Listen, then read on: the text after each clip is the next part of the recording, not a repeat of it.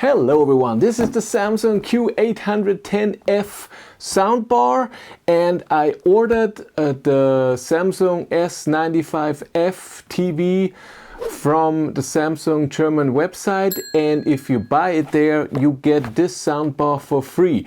It already changed. Now when you order the TV you can select two different ones, but one is still this, and I thought we're gonna do a little unboxing video. I'm gonna do the same with the TV too, but I'm gonna do this downstairs, not up in my tiny little room. I've never done an unboxing video, so bear with me. We're gonna unpack, see what's all in there and how this soundbar works, and especially with the TV we're gonna do in a separate video. Today is just unboxing, and I don't have a fancy camera above, but I have my DJI Pocket 3 here to film this part as well.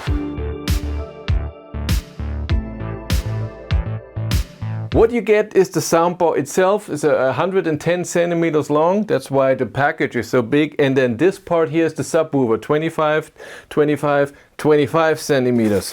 So this is here. Here's the subwoofer, and it will connect to the soundbar wirelessly. You don't need this. And this soundbar also supports to have rear speakers as well that you can buy from the Samsung website. They're around 180 euros. You can buy them and also connect them to the soundbar, and then you have side speakers, but they're not included in this package.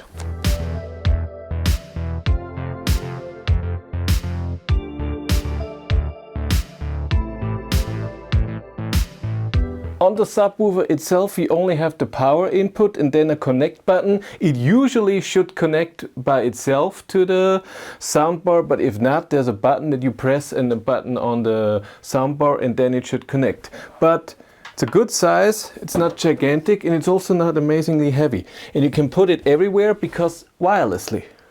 Our accessory box, in here we have cables, HDMI, power for both, and the remote if you need it. If you have a TV from Samsung, you can control the volume of it also with the TV remote. And if you use the SmartThings app, you can do all the settings, so a bit more than you can do with the remote, and pairing, Bluetooth and everything, also with the app. Don't have to do it with the remote or with the 4 buttons or 3 buttons that you have on the soundbar itself. Like I said, 2 power cables, one for the soundbar, one for the subwoofer, the remote plus batteries, HDMI cable, then 2 rubber pads that you can put on the soundbar if you want to put the soundbar on the foot of your TV, if you don't want it in front. But there's a rule: don't put it too much inside if you want to use voice command with the soundbar. If not, put it in. But it's also possible that then the sound is not amazing because we have speakers going up, and if the TV is on top of that, that also doesn't sound amazing and doesn't work that well. And here we have 2 mounts if you want to mount this on the wall soundbar. I don't, but maybe you do. And then of course paperwork. We have a simple start guide, some advertising, and for the SmartThings app, which I recommend you use because there's so much option. I put it upside down. I think it's better to do.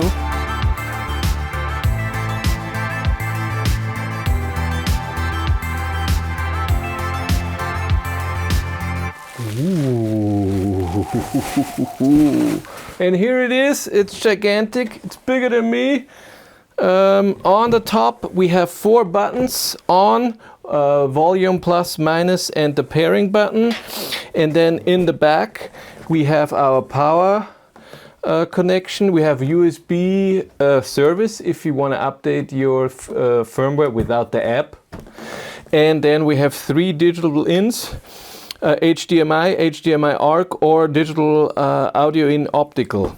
And then here in front, which you can't see now, there will be the display that shows you what it's doing. So if you are pairing, then it will say pairing, but it's big, but you only can see like 2 or 3 letters. The power cables are exactly the same length. There's no difference, so you can use whatever you want for each. And I think we have to plug it in and then pair it to Bluetooth and listen to something. Right? We have to. So I plugged the soundbar in, I plugged the subwoofer in. Subwoofer started blinking blue. Then I turned the soundbar on and it stopped blinking, so it's already connected. So I think we have to connect Bluetooth and see what it does. Can I adjust the volume already? It says 19. Let's put it down to 5. 3, just to be sure. Go to Bluetooth.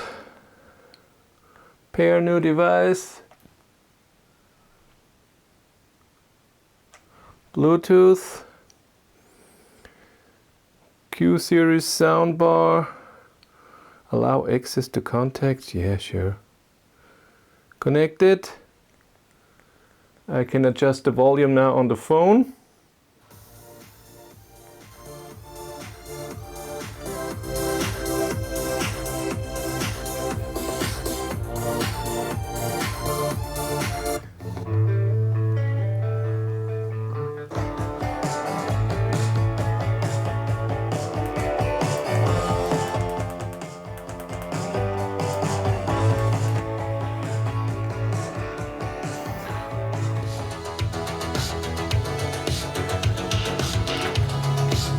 That's good. Subwoofer is doing something. For sure.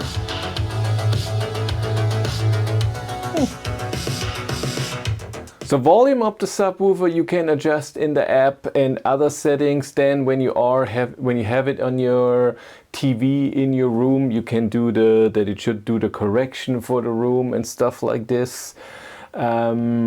And what's also cool is, so of course you can control with your Bluetooth device playing and volume, but if you have your phone somewhere different, if you're using a tablet, you can also use the remote control to pause and play if you want to. And next song, that of course works as well. Cool. One thing I noticed right away, the rubber pads that this is sitting on, you can barely move it here on the table. That's cool. I like that. So it's not moving around. The subwoofer as well. It can be moved, but it's not easy. So that's awesome. I have to see what it sounds like then in the room. Here it sounded good. I don't even know what volume it goes to. 100. So it goes to 100. Before, what you heard was 14 from the phone, and the phone Bluetooth is usually not very loud. Put it back to 10 just to be sure. You just plug it in, you don't even have to turn it on.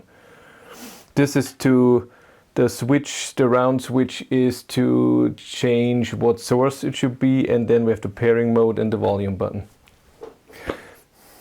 Cool, we unpaired the soundbar, next is the TV. See you there, bye.